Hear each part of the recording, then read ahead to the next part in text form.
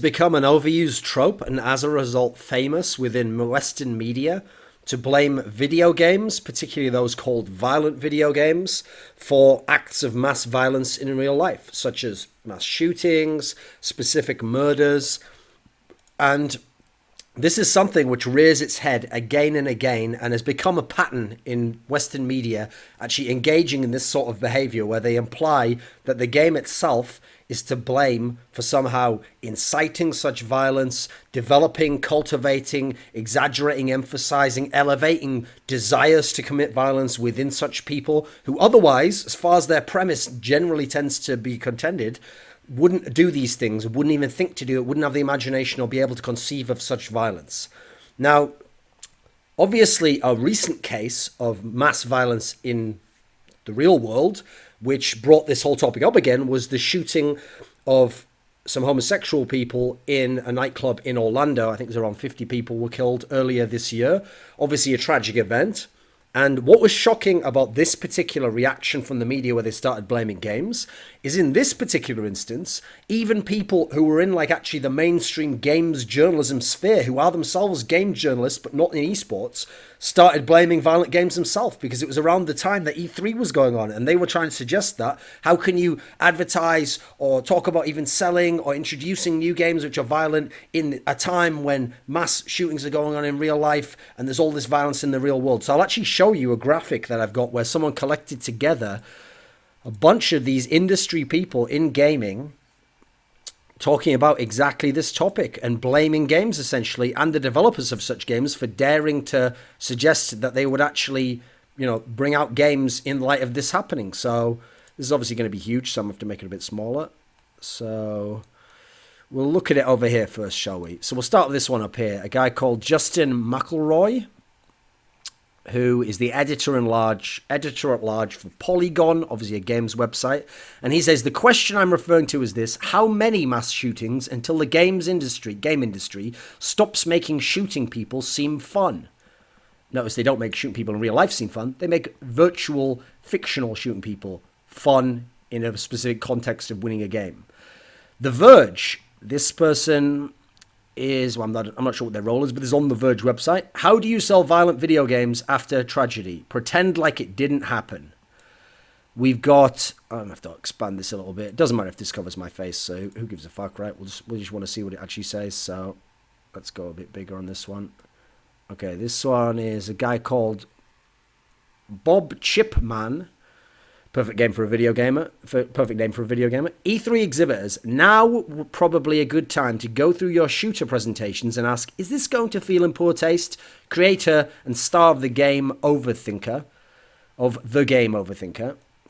See, it just goes on and on and on and on. I'll put a link to this image down below. We've got Journalist for Destructoid here. A site called The Wrap wrote about it. We've got a guy here who was a developer of another game. I mean, we all know about this guy, so let's go ahead and ignore that guy, since we also know what his fans do. And so, yeah, this is where it's come up again, but also for now within the games industry, not just externally, where people, at least you could put it down to ignorance or just being biased against games and not really understanding them. Now, this has happened many, many times in the past. The knock-on effect of this recent incident was that because of some violence in Munich, German television actually dropped the rebroadcast, or whatever you call it when you broadcast something in another country but you're not the original provider, of E-League. They didn't do the finals of that, so people in that country never got to see it, except online. 2 German politicians actually attempted to blame games for violence in this exact scenario in their political system, and many other times in the past. I mean, I made a video which I'll link up here called Enemies of Esports, where I address many of these instances, but the most famous ones, Columbine in 1999, people actually sued the video game creators, the Connecticut shooting, people said he was a StarCraft and Call of Duty player. They can go down a whole list, and it's almost like the correlation between these mass shootings, these tragic events of real-life violence occurring, and then people blaming it in the media on games. It's ridiculous, the level of correlation there, when you consider all they do is blame it and then don't really give compelling reasons as to why. So the issue with blaming video games for mass violence, specifically when the media does it, so they're actually putting this out there into the collective consciousness, is, first of all, It's ignoring ideologies which drive people, which inform people's lives and the way they think about the world to do things in their life that are significant. So we're talking about radical ideologies, whether they be religious, political. It ignores logistics, so access to weaponry which could be used in order to cause mass harm to large groups of people, security in said locations. It ignores the mental illness problem in society as a whole in the West. I mean, part of the reason why I would speculate they ignore that is because think about how much mental illness, even on a lower level, and unhappiness and depression is as a result of the state of the artificial society we created for ourselves with industrialization, globalization, a world in which people are sold this fool's gold of fame and celebrity, and these are the things that you're supposed to desire, and money and material wealth, etc. Things that don't necessarily feed the internal imagination and the what you could call, not in a religious sense, but just in the imaginative, visionary sense of the soul of a person, the core aspect of them that's deepest within their being. These things aren't delivered to. These things don't normal society in day-to-day life don't deliver what is needed in these respects. And so we have mental illnesses arise, become exacerbated, become emphasized, and certainly society and our normal everyday life, the artifice that is normal everyday life, certainly plays a role in this mental illness popping up, like a whack-a-mole type scenario. You push one thing down here, another thing comes over here in your life. I think that's certainly a reason as to why the mainstream media in general, who are paid off by, we're talking about huge companies, big media corporations who want things in general to remain this way because they want to live in a world where their sponsors have this certain impact and the people who pay to market through them. Then you've got to add in the fact that, is it a surprise that media don't bring up the mental illness problem when is there a correlation between, a connection between depression or treated depression, like use of SSRIs, amongst people who commit these shootings? Have they had a history of mental illness? Have they been in therapy but it didn't work? What are the situations going on here? Because obviously, as soon as you get into topics like depression medicine, now you got big pharmaceutical companies involved, people who have very deep pockets, massive lobby and interest groups, and they'll shut that sort of thing down, and you don't see that sort of thing cited for these massive cases, even though these are some of the first things you'd ask. What are the primary philosophies in this person's life? What are the logistics? How did they get weaponry? Where was the weaponry from? Was it too easy? What was the security like in the location? Was the person mentally unhinged? Was there some other huge incidents in their life, traumatic incidents that happened that drove them to this place? Did something recent happen that pushed them over the edge? These are the things you'd immediately ask if you were some sort of reasonable, rational detective looking at the situation, trying to figure out what's going on. You wouldn't just go, oh, did they play games? Yeah, probably just games. I reckon just games. Ban the games. They go after video games. Here's the reasonable explanation as to why they go after video games. It's because video games are very easy and safe to blame for this sort of violence. If you blame video games for this sort of violence, bearing in mind things I said before that you could blame, ideologies, logistics, mental illness, if you blame video games, no one's going to kill you like certain people who have backgrounds with extreme radical ideologies might if you go ahead and cite them as a reason as to why something happened in this scenario. No one's going to kill you if you say video games did this way, if you're someone in the media. If you say video games were the cause of this violence, you don't rock the boat politically. It's not a voting issue. Still is not ever going to be like a one policy voting issue that's going to make someone not vote for you or complain massively. It's not going to happen much. There are no special interest groups or lobbyists, as far as I'm aware, from the video game industry and video game companies in general. Whereas there are these like families against violent videos, whatever the fuck the names of the groups are now. But we all know these things exist, and these things are considered issues on the side of the politician in terms of shutting this thing down or showing that you want it regulated and all that sort of thing.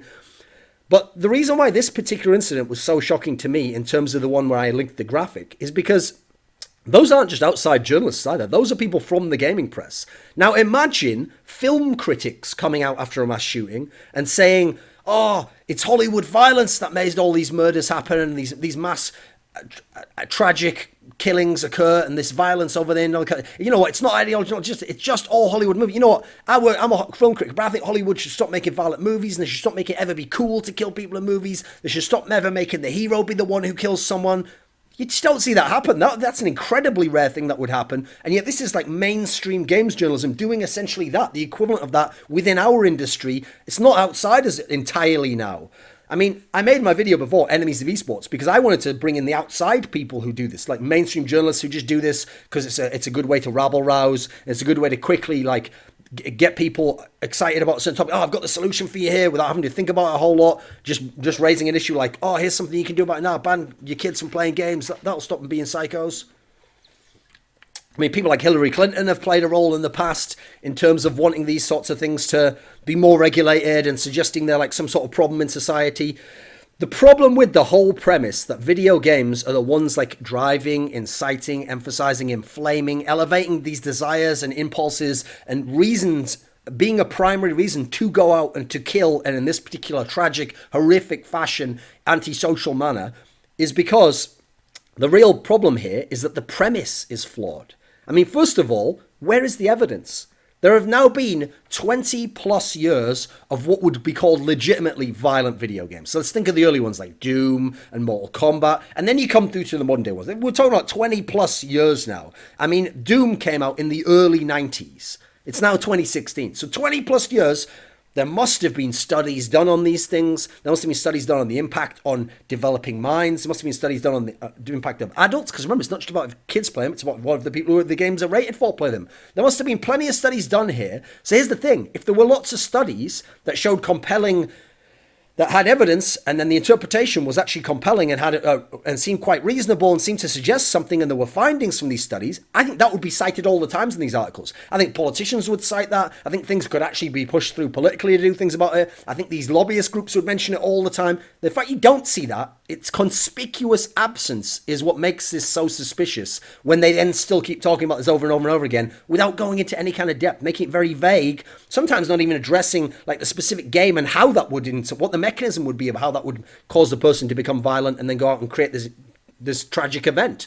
So all this stuff and lobbyists and special interest groups actively wanting these games to be banned or restricted. And yet after all this money, all this time, all these studies, all these possible scenarios to connect up the correlations and show the links and explore the mechanisms, and sometimes some of these killers are still alive and didn't kill themselves, so you could interview them in a prison and see what's going on there psychologically and get them psychiatric help. After all of this, where's the evidence? Where are these masses of studies that actually show any sort of findings that link violent video games, what you call violent video games, with acts of mass violence in culture and show that it isn't just the game plus an unhinged mind that caused it, it's the game itself that is the motivator, that drives, that lights that spark, or that inflames it once it's there already. The correlation, realistically, between the number of people playing these violent video games and the number of people who actually then behave in a very violent manner in the real world is so incredibly small that it's actually ridiculous to even act like there's any sort of like compelling correlation here. The sheer number of people, the handful who are doing these acts over a 20-year span, compared to the hundreds of millions who have played these games, enjoyed these games, lived their whole lives out, no violence, very little violence, no violence, as far as we can tell, incited by the game in manner, makes it actually so ludicrous to suggest that it's the game that's doing this. Actually, at the moment, if you're someone who wants to prove that it is, all your work is before you. At the moment, every other factor suggests against it because there's a sheer number of people who don't have that happen. Why doesn't it happen in these particular instances? Are there other factors that connect all the people who are doing these killings, like mental illness, like all the rest of it, access to weaponry, like I've said, or the other things you can do, radical ideologies? The scenario that says that someone is more likely to be violent because they've played the game, to me, gets the cart before the horse in a sense, because it's actually the other way around. What happens is these games exist and are massively widely played by all sorts of people. People who are never violent, people who are like super pacifist, people who never do anything violent whatsoever in their life. That's 99.9999999 recurring percent of the people who play these violent video games. Then, within that 100% of people who play the games, there are some people who then go out and commit acts of violence. Now, I would say a reasonable way to characterize the people who then go out and create the violence is, wouldn't people who already have something within them that's unhinged and enjoys real world violence, or plans to one day explore real world violence, or has this growing desire within them, wouldn't that person already be drawn to violent video games? Now, 99.999% of the people who are playing and doing all of it aren't committing them. Wouldn't it be the other way around? Wouldn't that person also then, on top of it, in their normal life, if they play computer games as it is, then pick the violent video games to play out of those ones? It's the other way around. The correlation doesn't work the way that it's the opposite direction to how they're trying to suggest it is. Then you've got to add in the fact that saying, as a result of such a small amount then committing the violence, that the game caused the violence, and therefore the 99.99 recurring percent of people who don't commit any violence, who play the games and enjoy them, can't have the video games, and they should be banned and removed and no one should be allowed to play them, is literally like that famous saying of saying that a man shouldn't be allowed to have a steak because a baby can't chew it and might choke on it. Don't let babies do it then. Find out what it is that the problem with babies is. Keep babies away from it in that scenario. Don't stop a man from eating the steak. What would the point of that be? In that scenario, again, you've linked the correlation incorrectly there. As far as I can tell, the concept that these games create violence is a ridiculous premise because the concept that the game makes the violence seems too easy, right? I mean, how does it follow it? Like, their logic is, when you play the game, it's so easy to do violent acts, it's so fun, that makes you want to do it in real life. So they really actually think how condescending this premise is. I really want you to stop and think about this. This is a thought exercise. Go into their world of what they're suggesting happens here. They think that what happens is when you play the game, violence seems easy. It seems like it doesn't have proper consequences. Therefore, you think in real life, violence would be easy. Violence wouldn't have proper consequences. It trains you to do it, and therefore in real life, you would do it and you'd be able to do it. It lessens the impact of it so that in real life, you think that violence is not as big a deal. Now, let's follow all those down. Does anyone here who actually plays games or watches a movie really think that? When you watch Arnold Schwarzenegger machine gun a bunch of people, do you think to yourself, if I was to get a machine gun in real life, it'd be so easy to machine gun a bunch of people? I've never had that thought in my entire life. I've never thought that in any way. I've always understood this is an abstract fictional thing which has certain symbols in which represent guns in real life, but I would never then connect that with, whoa, I'd like to shoot a machine gun. No, in no way have I ever done that. But I can enjoy that movie as a piece of fiction. Nor does it ever make me think, oh, well, since Arnold killed those people, who, by the way, were actors, and I know that it's always within my mind, at some deep down back part, that this is all fiction, I don't then think, oh, but if I was to kill people, there'd be no consequences for me either. No, never had that thought myself, personally, as a normal person going about my life. Also, never thought to myself, the fact that I know how to shoot a gun in the game, you know what, I'm probably sick with an AK in real life. You give me a sniper rifle, I'll kill loads of people. Actually, I think I'd be quite poor using weaponry in real life. Don't know anything about gun safety. Don't even know how you load the bullets in. Don't know any of that. Never had that corollary thought that somehow it trains me to do it. And definitely never thought to myself, oh, because I've killed loads of people in Counter-Strike or Quake, that'd make it so that if I killed people in real life, it wouldn't even matter to me.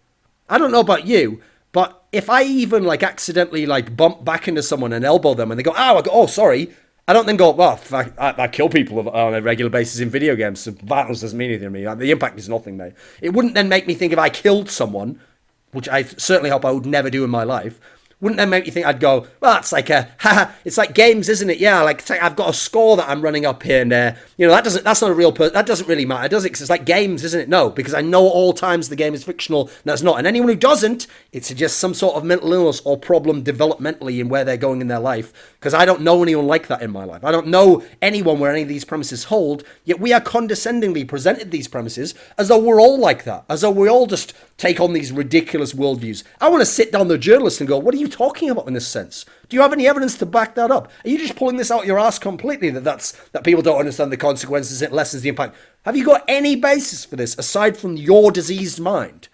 Now, I also want to point out that violent video games are violent in theme. They are not actually violent. No actual violence occurs. There's a screen, some colors move around on the screen, some lights are displayed, and that's what happens. That's all that happens. If that's violence to you, I think you might have a problem because you've now reduced the impact of violence to even the fictional world. There's so much real world violence and has been throughout history, even in families day to day, beating of wives, kids getting spanked, etc. That is significantly more violent than what you're calling a violent themed video game. You're just calling it violent video games. These games are not violence. They are pixels or lights on a screen flashing.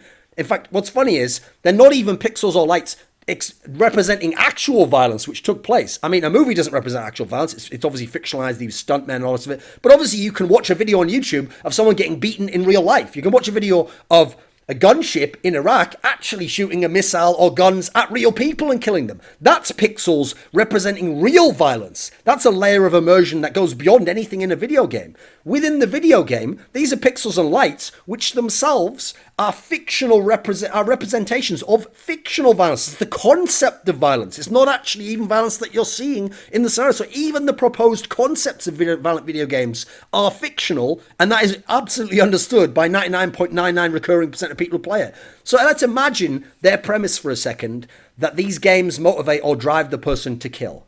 That the person themselves is not already in any way mentally ill or unhinged. They're not in any way depressed or down on their luck, and everything's piled up, and now the straw that breaks the camel back is something else happening. They get fired, or they lose a girlfriend, or something happens in the news that incites some political aspect to them. They don't have some ideology like that. Like, they don't, particularly in scenarios like this, they don't hate gay people or certain religions or certain people of certain ethnicities. That's not in any way motivating anything of that they've done, no matter what the victims that they killed are, or what they even said expressly in their own diaries, or to work colleagues or friends, etc. Ignore all that. Just say it's because one day they were sat down playing Call of Duty and they just thought to themselves, apropos of nothing, you know what? I'm a normal person, normal guy, just play games, and think I'm just going to go out and kill a load of people. I actually happen to just have a gun. Let's just ignore that. I have access to weaponry. I guess I'll just plan it all out rather than just keep playing this fun game. Kill the person, and probably won't be any consequences, right? And I guess the impact of it doesn't really mean much because I just play games, and in the game, that fictional violence seems like fun, so probably be fun to cause real life violence. No, that's such an incredibly condescending worldview and premise even to suggest, and so ignorant in light of the actual causes and trigger points for real life murder, violence in general, the things that cause a man to break and to turn into almost an animalistic state and just want to express violence upon others, or sociopathic tendencies. Wasn't it something like there's a few 5% of society or something as sociopaths and don't have this same sort of empathy? Somehow, actually physiologically in the brain, some of them don't have the same pathways connected or something like that. And as a result, you can see on brain scans. And so ignore all these factors. Let's just say it was the games, right? That an overwhelming, a bigger majority than you'll find for almost anything else in life, 99.99% recurring of people do not ever engage in those mass murders. Meanwhile, in the same world in which this video game journalist or games journalist in general or politician will suggest as much, movies are allowed to have all these same themes in, music is allowed to have all these same themes in, which, by the way, I think they should be allowed to. I think all art should be allowed to. I don't think art's the motivator in this particular sense in life. I mean, an obvious corollary that you can go with is, this is obviously something people tried to suggest about pornography in the past. They tried to imply that pornography then affected the way people had sexual violence in real life. So watching pornography, they implied, increased rapes. Yet what's funny is it's actually countries that have limitations on pornography. So famous examples, Japan, where they had like fucking blur it all out and pixelate it, or Korea, they literally just ban all the pornography websites, where you see these horrible studies about young people committing like absurd numbers of rapes in certain scenarios. And it seems like repression is then what's leading towards the rape. As far as I can tell from the studies I've read about and heard interpretations of, it seems like actually the widespread pornography in some way allows catharsis, and people don't act out these things, or they just wanted to imagine them anyway, and they actually wouldn't want to engage in them in real life. I mean, let's just stop for a second, use this example still, because it's kind of like the games example, but by taking it to another domain, you can think of it differently. I can tell you from my own life, there have been things that as an idea seemed very appealing, seemed very enticing, seemed sexually exciting actually, but then in real life, when you're in a scenario where you're with a partner who actually is willing to explore that fantasy or engage in such a thing, you know what you sometimes find out, and it's actually like mildly depressing in the moment. You find out that seemed like such a cool idea, or it seemed fun in a fictional sense, but actually when I'm faced with the scenario of doing this and actually engaging in this, first of all, it maybe doesn't feel the way I thought it would. It's not the way I imagined it would be. It doesn't seem as cool because there were other elements playing into it. It was only in a certain frame of mind that seemed so cool. And actually, maybe you don't want to engage in this. This isn't for you. Doesn't change the fact that the fantasy might have been cool. In the same sense, in the scenario with games, right? In the game scenario, I don't know people who go, oh, I think it would be cool to just go and kill a load of people. I've never met anyone like that. I've never known anyone. I've known a few mentally unhinged people even. I haven't really heard any that really ever expressed opinions like that. If I had, then I guess what I'd alert other people. I'd watch out for that guy. He seems like he's a bit mentally unhinged, mate. It's not to do with the games he plays. I wouldn't go, oh, watch out for him. You know, he only fucking plays a lot of Call of Duty, doesn't he? Bloody hell. No, that'd be ridiculous, wouldn't it? Funny thing is, this exact topic is a topic that goes back thousands of years. It's essentially an ideological, philosophical debate between Plato and Aristotle. Now, Plato, obviously famous author of the Republic, in his ideal republic, he actually wanted a world where they would ban poets, because obviously poets were some of the primary people coming up with fictional concepts and plays and all these sorts of things. And the idea was, he was worried that because he thought poetry was a kind of rhetoric, that if you put out there tragic poetry and you put out there things that emphasize some of the negative aspects of life or the painful and traumatic aspects of life, his thought was if it was unregulated by philosophy, that was his term, that it was a danger to the soul and community. He thought that, like, you know, people would become very depressed and they'd be overly, like, focused upon these things. Now, interestingly, I'm actually not of that school. I'm more in line with Aristotle. Aristotle's thought was actually a useful role that these things play. Music, drama, tragedy is actually as a way for people to express and feel these emotions in a safe environment, which then sort of works through these aspects within you.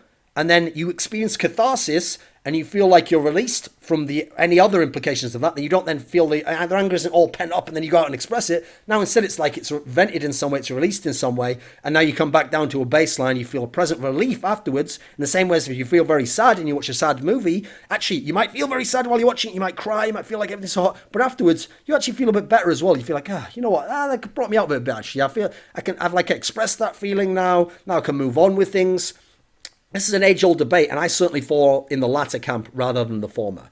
I mean, by the same logic that games cause violence like this, then surely the same logic would be that all mass shootings with guns are caused by guns. That's the same sort of logic, right? I don't ascribe to that logic either, by the way. I think it certainly makes it logistically easier to kill people with guns if guns are readily available. That doesn't exactly take a genius to figure out. That doesn't necessarily mean guns cause violence, does it? They're a tool used to enable violence. So here's the funny thing.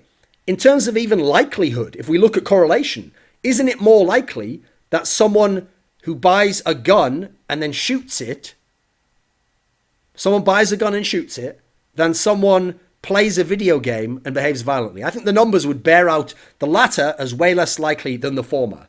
Likewise, ask yourself this. If that is a similar, very loose correlation, why aren't the same people, politicians, games journalists, mainstream journalists, why aren't they so against guns? They are in a smaller sense, but not in the same scale of the way they demonize games. Why aren't they so in favor, all of them across the board, of games being banned, being massively regulated, being removed from completely? I'll tell you why, because there's a social stigma. As more people in normal society like guns, want guns to exist, think it's not the case. Therefore, you're going against public opinion and any sort of even minor consensus. It's political suicide on some level because you're going to lose voters. These are voting issues, especially in America. And also, lobbying interest groups have massive amounts of money, time and effort funneled into them to stop exactly that. That's why you don't hear that cited as the main thing. And that's why also, when it gets shifted off, games is one of the things it gets put onto because it's an easy, safe thing, like I said earlier in the video. So this is an issue, actually, right now, to close up, that shows me that gaming still isn't big enough, even as a general thing outside of esports. Because if it was big enough that it really made everyone involved in society, in some indirect sense even, money, billions of dollars, millions of dollars, gave them influence, power, control, access to certain demographics, to the extent that people think it does, and one day maybe it will, if that really was the case, I've seen enough to be cynical about society to think that one of the first things that would happen is journalists and politicians would shut the fuck up talking about it because they would know that all the big money doesn't think that way and all the big money doesn't want them to talk about that. And they know which way their bread's buttered and they know who their masters are and they would obey and they would get on message and they wouldn't be blaming this anymore. They'd blame something new.